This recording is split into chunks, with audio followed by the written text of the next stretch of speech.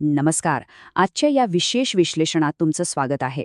आज आपण अशा एका विषयावर बोलणार आहोत जो थेट तुमच्या आमच्या म्हणजेच प्रत्येक नागरिकाच्या अधिकारांशी जोडलेला आहे. माहितीचा अधिकार अर्थात RTI. हा केवळ एक कायदा नाहीये, तर ही आपल्या हातातील एक अशी महाशक्ती आहे जिच्या जोरावर आपण सिस्टमला पारदर्शक बनवू शकतो. पण आता प्रश्न असा पडतो की या महाशक्तीला काही मर्यादा आहेत का? आज आपण अशा एका केसचा अभ्यास करणार आहोत ज्याने संपूर्ण सरकारी यंत्रणेलाच हादरून सोडलं होतं. या एका सोप्या प्रश्नापासून आपण सुरुवात करूया. एखादा नागरिक सरकारला किंवा व्यवस्थेला जास्तीत जास्त किती प्रश्न विचारू शकतो? काही लिमिट आहे का? 10, 100, 1000 की त्याला कोणतीही मर्यादाच नाही?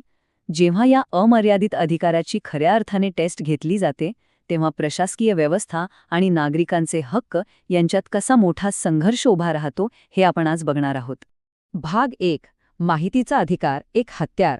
चला बघूया हे नक्की कसं काम करतं. तुम्हाला माहितीच आहे 2005चा RTI कायदा. याचा मूळ उद्देश खूप चांगला आहे. स्थानिक पातळीवरची विकासाची कामं, सरकारी उत्पन्न आणि खर्चाचा तपशील उघड करण्यासाठी आपण हे टूल वापरतो. पण जरा विचार करा, जर कोणी याच कायद्याचा वापर करून एखाद्या सरकारी ऑफिसवर प्रश्नांचा अक्षरशः पाऊस पाडला तर काय होईल? भाग 2. चित्तरंजन सेठी विरुद्ध सिस्टीम. ही केस बघा, ओडिशाच्या निमापारा ब्लॉक आणि मितेईपूर ग्रामपंचायतीची. आता हे समोरचं डॉक्युमेंट बघा, यातून तुम्हाला अंदाज येईल. ही लढाई काही साधीसुधी नव्हती.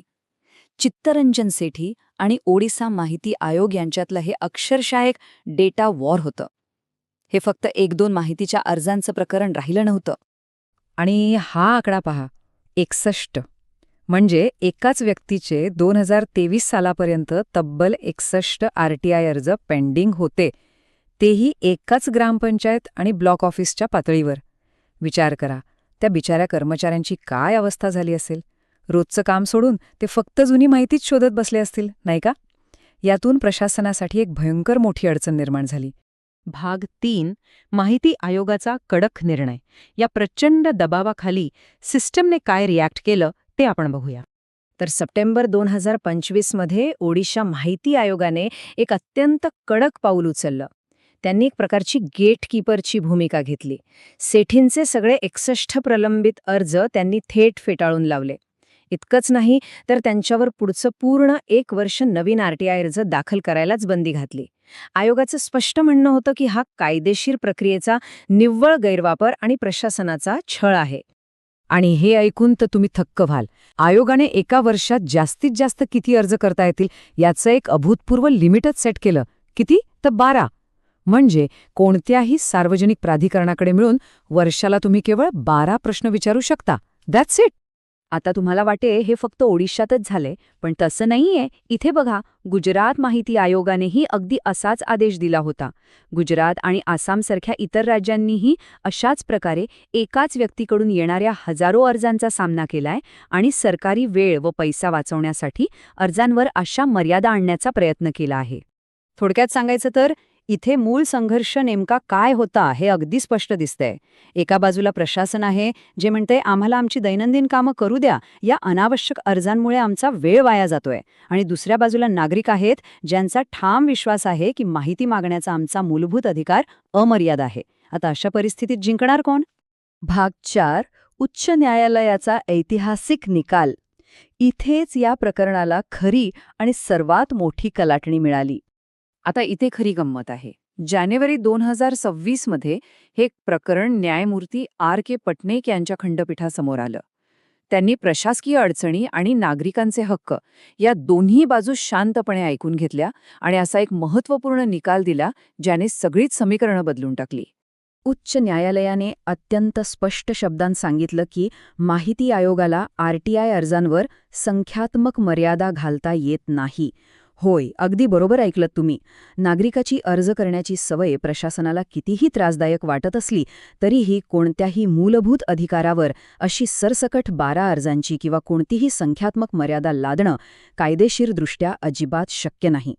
त्यामुळे या आदेशाने काय झालं तर न्यायालयाने सेठींवर लादलेली ती 1 वर्षाची बंदी आणि ते 12 अर्जांचं लिमिट एका झटक्यात रद्द केलं आणि जनमाहिती अधिकाऱ्याला स्पष्ट सांगितलं की कायद्यानुसार जी काही माहिती द्यायची आहे ती तुम्हाला द्यावीच लागेल. कायद्याच्या नजरेत नागरिकाचा हक्क अबाधित राहिला. भाग 5 हक्क आणि नागरिकांची जबाबदारी. आता या सगळ्याचा अर्थ काय काढायचा ते समजून घेऊया. इथे आपण ग्रीन रुद्राक्ष चॅरिटेबल ट्रस्टच्या वतीने नागरिकांसाठी हक्क आणि जबाबदारीचा एक अत्यंत महत्त्वाचा जनहितार्थ संदेश देखील समजून घेणार आहोत. बघा, कायदा आपल्याला अमर्याद अधिकार नक्कीच देतो, पण तो प्रशासनाला पूर्णपणे असुरक्षित सोडत नाही बरं का. आरटीआय कायद्याच्या कलम 7(9) मध्ये एक महत्त्वाची तरतूद आहे. ती सांगते की जर एखाद्या विशिष्ट अर्जामुळे सरकारी यंत्रणेवर प्रचंड आणि अनावश्यक ताण पडत असेल तर अधिकारी तो विशिष्ट अर्ज नक्कीच नाकारू शकतात, पण त्यासाठी अशी कोणतीही सरसकट बंदी घालता येत नाही. प्रत्येक अर्जाचा स्वतंत्र विचार करावा लागतो. तर या संपूर्ण विश्लेषणाचा मुख्य निष्कर्ष काय? सगळ्यात महत्त्वाचं म्हणजे माहिती आयोगाला आरटीआय अर्जांवर संख्यात्मक मर्यादा घालता येत नाही. हा नक्कीच पारदर्शकतेचा आणि नागरिकांच्या हक्कांचा मोठा विजय आहे. पण इथेच ग्रीन रुद्राक्ष चॅरिटेबल ट्रस्टचा संदेश लागू होतो. हक्कांसोबत जबाबदारीही येते. पारदर्शकतेचा वापर विकास कामांसाठी व्हायला हवा, प्रशासकीय यंत्रणा ठप्प करण्यासाठी नाही.